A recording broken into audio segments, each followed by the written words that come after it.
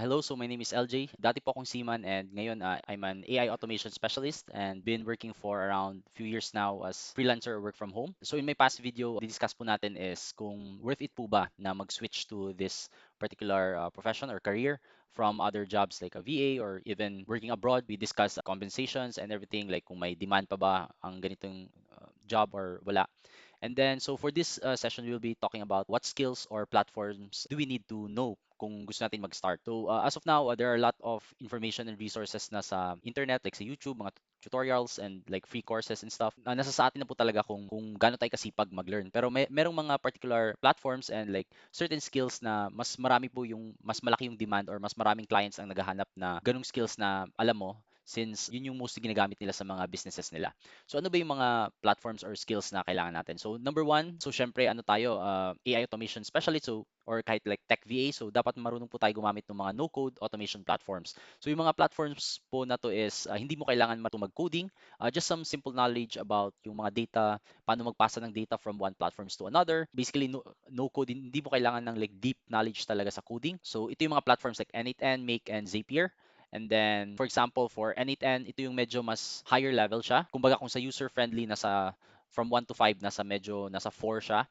And then, ang kagandahan lang ng N8N is meron sila yung nauna kasi sa parang agent system na drag and drop lang tapos pwede ka nang gumawa ng agent mo sa platform nila.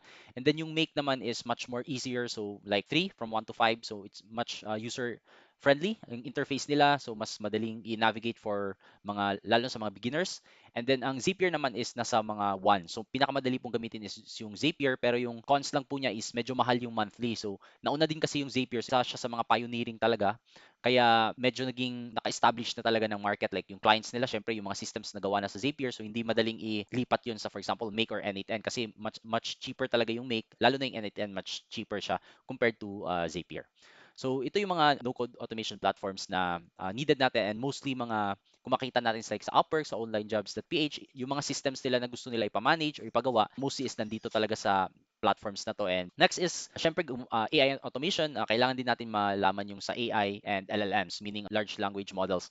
So, for me personally, ang mostly po na ginagamit ko and gusto kong gamitin talaga is yung ChatGPT and Claude. And kasama na dito yung ChatGPT Codex for like coding, vibe coding, and also Claude Code. Kasama sa AI and LLM, syempre yung alam naman natin lahat yung like yung chatgpt.com, yung parang user interface siya ng ChatGPT na parang chatbot na pwede tayong makipag-chat. Pero meron po din silang ibang platform which is using like yung API nila. So parang nakakonect ka mismo dun sa brain which is ang ChatGPT or ang Claude na pwede kang gumawa ng systems around it like sarili mong chatbot or some of that stuff.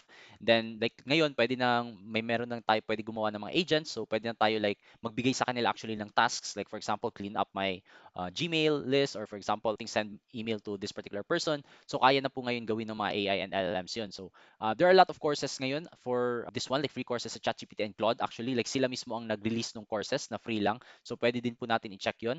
And then marami din po sa YouTube actually marami sa YouTube. The same nung platforms na nag-talk about natin kanina which is yung mga AI automation platforms. Marami din pong resources sa YouTube din on and like sa online. And then sa AI and LLMs din po, apart din po dito na medyo malaman or ma-master natin is yung prompt engineering or ngayon mostly tinatawag nila is context engineering. So kumbaga yung paano mo i-build yung prompt mo for other complex tasks na mas ma-understand ng AI like ChatGPT and Claude kung ano yung gusto mo talagang pagawa sa kanya. So hindi lang pwede yung parang isang sentence na create me an app or like for example, create me a good content on Facebook. So parang medyo vague siya, 'di ba? So good mental model po for using AI also is always think na para po nating kinakausap yung mismong tao. So let's say ikaw, say employee kita tapos sasabihan kita na gawin mo ako ng magandang content sa Facebook. So yun lang sinabi ko sa iyo. So parang ikaw ma-confuse ka like what content? Ano like video ba or like text ba or ano bang topic dito? Ganun. So ganun din po sa mga LLMs. So dapat specific po talaga tayo kung magpa-prompt tayo sa mga AI, hindi yung parang vague siya. So, as specific as possible, mas ano po siya, mas makukuha ng AI, just mas maganda po yung output niya. Then may mga ibang techniques po dito like markdown format, so like naka-section yung each prompts na parang guidelines para dun sa AI, and then meron din pong iba na naglalagay ng mga XML tags, so para din po yun sa mas magkaroon ng context yung AI and LLM. So marami pong techniques dito, and sa mga next videos natin, we will dive deep po sa mga ganun. So ano pa, next is yung mga CRM and other common business platforms commonly used. So ito naman po, since gumagawa tayo ng mga automation, actually ang ino-automate din po natin mostly sa mga businesses is yung process nila mismo sa businesses nila. So kaya minsan, usually yung mga US, yung mga Australia, mga mas yung mayaman na mga countries, mostly meron talaga silang mga platforms na nakasubscribe sila. Like mga platforms na ganito. So ginagamit po ito nila para mas ma-manage nila yung kanilang mga clients. So kaya yung CRM is Client Relationship Management Systems. Platform sila na mas madali mong ma-manage yung mga customers mo, yung mga clients mo dati, ganun. And then meron din po yung iba-ibang mga platforms like for email sending. So yung mga, let's say kung naka-subscribe tayo sa mga newsletter, so mostly po sila, gumagamit din po yan sila ng mga third-party platforms para ma-automate yung parang sending ng mga newsletters. We'll go through this one by one, yung mga examples and like mostly ginagamit, like yung Go High Level. So ito, yung Go High Level po ngayon is medyo famous siya and nag-trending ngayon kasi all-in-one platform na din siya. So CRM siya, and then pwede na din actually dito makakreate ng mga native automations. Hindi na tayo gagamit ng mga N8N, Make, at saka Zapier. Meron din po sila actually sariling automations inside. And then meron na din silang like ito Twilio, this is like a digital phone number. So pwede kang purchase digital phone number sa Go High Level. Meron na din po sila mga ganon. And then meron na din silang parang inside, pwede ka mag-purchase din ng another subscription for like a chatbot, voice agent. So medyo all-in-one na din po yung Go High Level. Kaya parang ngayon is trending siya, and marami pong actually mga businesses na ito yung ginagamit sa kanilang company, na nag-switch sila from other CRMs like for example HubSpot, ClickUp. So high level na po yung ginagamit nila. And then, so ito yung HubSpot and Salesforce. So this one, HubSpot and Salesforce, is CRM po to sila din na commonly used for managing their clients and then their customers also.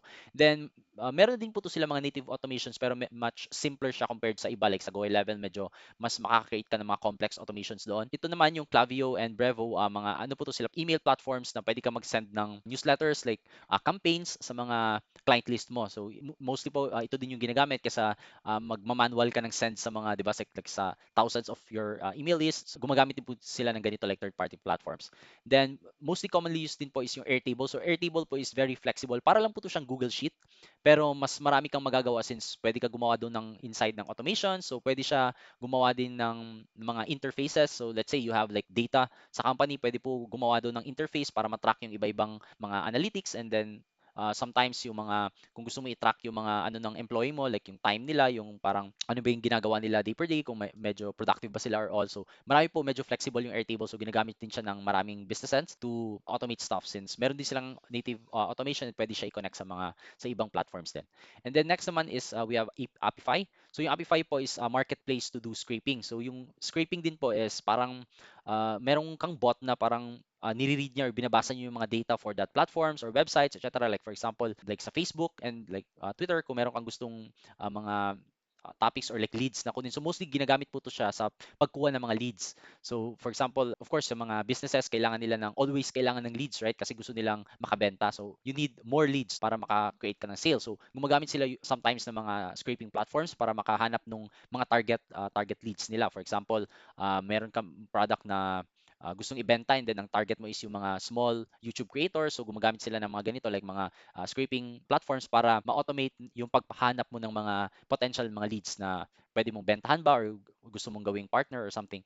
So ganun. So yung Twilio na ano na din natin. So this is just like for example for your voice agents, and pwede din siya gamitin for other purposes like meron kayong in-house na call center yung company, so ginagamit din nila yung Twilio. But mostly ngayon mga voice agents na is. Sa voice agent kailangan mo din ng digital phone number para yun yung gagamitin ng AI agent mo. And then Apollo naman is same lead generating platform also. So marami ding mga clients na gusto mag-automate through Apollo.io. So dito naman is mostly yung pag-generate, pagkuha talaga ng mga leads na gusto mo. Like pwede mo kasing i-filter out dito like gusto mo lang yung mga CEO from like Australia, and then kung gaano karami yung employees nila. So pwede ka maging very specific sa lead list na gusto mong kunin.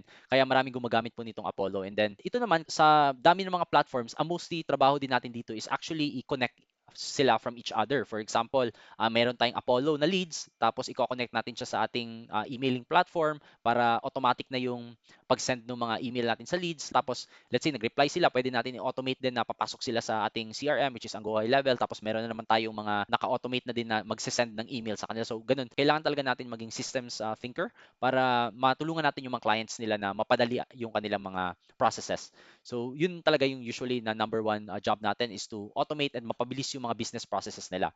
Kaya paano natin gagawin yon is through the help of AI and then through the help of like API platforms to connect each of them. So by using the no-code platforms or by using the native automations na meron sila like for example sa high level, sa HubSpot. At first parang kaka-overwhelm pero actually po yung mga platforms na to is medyo user-friendly siya. Madali siyang matutunan once you get the hang of it. Like may na-open ka na for like 3 to 4 platforms. Actually, halos the same lang po yung kanilang mga dashboards and all, kung saan yung i-click mo, saan yung mga automation, ganun. So, madali lang po siya ma-understand and very user-friendly naman yung kanilang pagkagawa mostly ng mga platforms nila. Kaya wag po kayo ma-overwhelm and let's say for example, meron kayong client na magsabi na tapos hindi nyo pa siya na-open na platform, okay lang yun kasi pag once yun na-open nyo na yun, makikita nyo yung mga patterns and actually halos pare-parehas lang sila. Meron lang silang ibang siguro mga naming convention, iba yung naming convention nila, yung iba leads, yung iba profile, yung iba contact ang tawag pero same lang yung kanilang meaning. And then iba naman is like ibang buttons nakalagay. Like for example, yung iba nasa left hand side, yung iba sa right hand side. So ganun, wag lang po kayo ma-overwhelm na kailangan talaga ma-master nyo like yung HubSpot, ma-master nyo yung Go High Level. So hindi naman po kailangan na ganun. Kasi when you do the job for your client, actually yun ang mas magandang learning talaga kasi mai immerse ka talaga while doing the job. So malalaman nyo talaga saan yung mga like little nuance na dito pala to nakakonect. So may mga tags pala like sa Go High Level pag nalagyan ng tags, so pwede ko lagyan ng automations, ganun. But for the next videos also, we will go through this one, kung ano yung mga mental models or like common practices na ginagawa ng mga businesses sa mga platforms. Like for example, for Go High Level, saan ba to ginagamit or like yung sa HubSpot. So in the next videos po sa series na to, we will go through it one by one and we will check the platforms, we'll go inside the platforms and then we'll just go through it fast. Hindi naman tayo masyadong mag-dive deep kasi matututunan nyo din po yan siya when it comes to yung sa hands-on na talaga. Then yeah, so yun po yung mga mostly skills and platforms and marami pa pong actually yung mga platforms like countless naman yung platforms, halos every month may mga bago pero ang importante po talaga is flexible yung ating thinking and then hindi tayo kagad ma-overwhelm kasi yung mga developers din naman po ngayon is kini-create nila yung mga platforms hindi naman para like pahirapan sa paggamit. Actually, kini-create po nila yung kanilang mga products like ganito mga platforms na para mas madali gamitin ng mga ng mga end user kasi syempre gusto din nila na mas maraming gumamit ng platform. So hindi po yan nila talaga kino-complicate yung paggamit ng mga platforms and dashboards nila. Ganon. So yeah, so for the next videos, we'll go through that one. So yung mga skills na kailangan natin. So first is we'll go through this no-code automation platforms, and then we'll talk about how to connect each platforms to each other. Like for example, ko-connect natin yung Google Sheets to our CRM, or for example, meron tayong mga triggers na pag may nag-email sa atin ng ganito, pwede natin sila kagad ipasok sa isang CRM natin. So mga ganun, mga simple automations muna hanggang sa magle-level up tayo and create more and more complicated automations. So okay, see you on the next videos and thank you for watching.